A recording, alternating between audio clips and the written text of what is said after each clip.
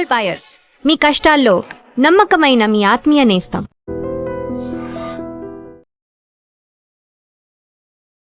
నమస్తే, welcome to I Dream talking point with కవిత.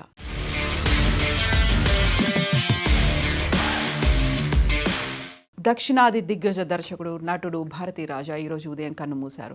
భారతీయ చలనచిత్ర రంగంలో లెజెండరీ దర్శకుడుగా ముద్రపడినటువంటి ఇయక్కునర్ ఇమయం అంటే దర్శక శిఖరంగా పేరొందినటువంటి భారతీ రాజాకు 84 ఏళ్ళు. కొంతకాలంగా అనారోగ్యంతో బాధపడుతున్నటువంటి భారతీ రాజా చెన్నైలోని తన నివాసంలో తుది శ్వాస విడిచారు. భారతీ రాజా మృతితో తమిళ సినీ పరిశ్రమతో పాటుగా తెలుగు చిత్రసీమలో విషాద ఛాయలు అలముకున్నాయి. 4 గోడల స్టూడియో సెట్లలో బందీగా ఉన్నటువంటి సినిమాను నిజమైన మనుషుల మధ్య గ్రామీణ వాతావరణంలోకి నడిపించినటువంటి మహోన్నతమైనటువంటి దర్శకుడిగా భారతీ రాజాకు పేరుంది. పలువురు సినీ ప్రముఖులు, రాజకీయ నాయకులు ఆయన మృతిపై సంతాపం వ్యక్తం చేశారు. భారతీ రాజా గత కొంతకాలంగా వయోభారంతో పాటు తీవ్రమైనటువంటి ఊపిరితిత్తుల ఇన్ఫెక్షన్తో బాధపడుతున్నారు. 6 నెలల క్రితం చెన్నైలోని ఎంజీఎం ఆసుపత్రిలో ఆయన్ను ఐసీయూలో చేర్చి చికిత్స అందించారు. అనంతరం కోలుకున్న ఆయనను వైద్యులు ఇంటి వద్దే విశ్రాంతి తీసుకోవాలని సూచించారు. ఈ నేపథ్యంలో చెన్నైలోని నీలాంకరైలో నివాసం ఉంటున్నటువంటి భారతీ రాజా కొన్ని రోజులుగా అస్వస్థతతో ఉన్నారు. ఈరోజు ఉదయం కన్నుమూశారు. భారతీ రాజా గత కొంతకాలంగా పుత్ర శోకంతో కూడా దిగాలు పడ్డారు. సినీ తెరపై ఎన్నో భావోద్వేగాలు పంచినటువంటి ఈ లెజెండరీ దర్శకుడి వ్యక్తిగత జీవితం గతేడాది కోలుకోలేని పెద్ద విషాదం చోటు చేసుకుంది. 2025 మార్చిలో ఆయన కుమారుడు నటుడు మనోజ్ భారతీ రాజా కేవలం 48 ఏళ్ల వయసుకే గుండెపోటుతో అకాల మరణం చెందారు. తన కళ్ళ ముందే కన్న కొడుకు వెళ్ళిపోవడంతో భారతీ రాజా తీవ్ర మనస్తాపానికి గురయ్యారు. ఆ పుత్ర శోకం ఆయన్ను మానసికంగా బాగా కుంగదీసింది. కొడుకు అంత్యక్రియల సమయంలో ఆయన పడిన వేదన ప్రతి ఒక్కరిని కలిచివేసింది. ఆ మానసిక వేదన కారణంగానే ఆయన ఆరోగ్యం మరింత క్షీణించినట్టుగా చెప్తున్నారు భారతీ రాజా సన్నిహితులు.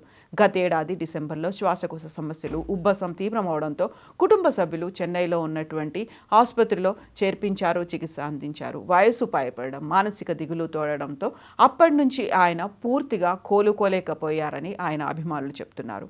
ఇక భారతీ రాజా సినీ ప్రస్థానం 1941 జూలై 17న తమిళనాడులో అల్లినగరంలో మాయదేవర్ కరుత్తమ్మ దంపతులకు భారతీ రాజా జన్మించారు. ఆయన అసలు పేరు చిన్నస్వామి.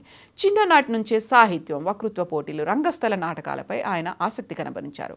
కొంతకాలం స్వగ్రామంలో ఆరోగ్య పరిశీలకులుగా పనిచేసినటువంటి భారతీ రాజా సినిమాలపై ఉన్నటువంటి మక్కువే చెన్నైకు తీసుకొచ్చింది. సినీ రంగంలో అవకాశాల కోసం తీవ్రంగా శ్రమించినటువంటి భారతీ రాజా జీవనోపాధి కోసం పెట్రోల్ బంకుల్లో కూడా పనిచేయడం, దాని తర్వాత నాటకాల్లో కూడా పార్టిసిపేట్ చేశారు. ఎన్నో కష్టాలు పడిన తర్వాత దర్శకుడు పి. పుల్లయ్య వద్ద సహాయ దర్శకుడిగా అవకాశం దక్కించుకున్నారు.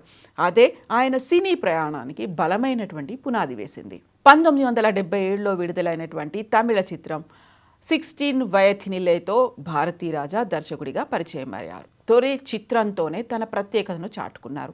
ఆ కాలంలో ఎక్కువ శాతం చిత్రాలు స్టూడియోల్లోనే చిత్రీకరించేవారు. అయితే గ్రామీణ నేపథ్యంలో సాగేటువంటి కథలు నేరుగా పల్లెల్లో చిత్రీకరించి సహజత్వాన్ని తెరపై ఆవిష్కరించారు. దీంతో తమిళ సినీ పరిశ్రమలో గ్రామీణ కథలకు ఆయన కొత్త దిశను చూపినటువంటి దర్శకుడిగా గుర్తింపు పొందారు. 16 వదనిలేయ చిత్రం కమల్ హాసన్, రజనీకాంత్ సినీ జీవితాల్లో కీలక మలుపుగా నిలిచింది. ఆ తర్వాత వరుసగా 40కు పైగా చిత్రాలకు దర్శకత్వం వహించినటువంటి భారతీ రాజా సామాజిక అంశాలను కమర్షియల్ హంగులతో మేళవించి ప్రేక్షకులను అలరించారు.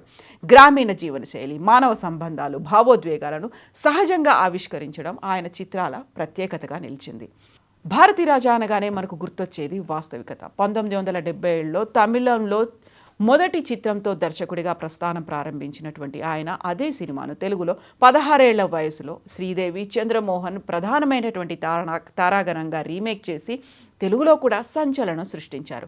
ఆ తర్వాత ఆయన అందించినటువంటి సీతాకోకచిలుక తెలుగు సినిమా చరిత్రలోనే ఒక బ్లాక్ బస్టర్ హిట్గా నిలిచిపోయింది. దాదాపు 4 దశాబ్దాల సినీ ప్రస్థానంలో 40కి పైగా చిత్రాలను తెరకెక్కించి ఎందరో నూతన దర్శకులకు స్ఫూర్తిగా నిలిచారు.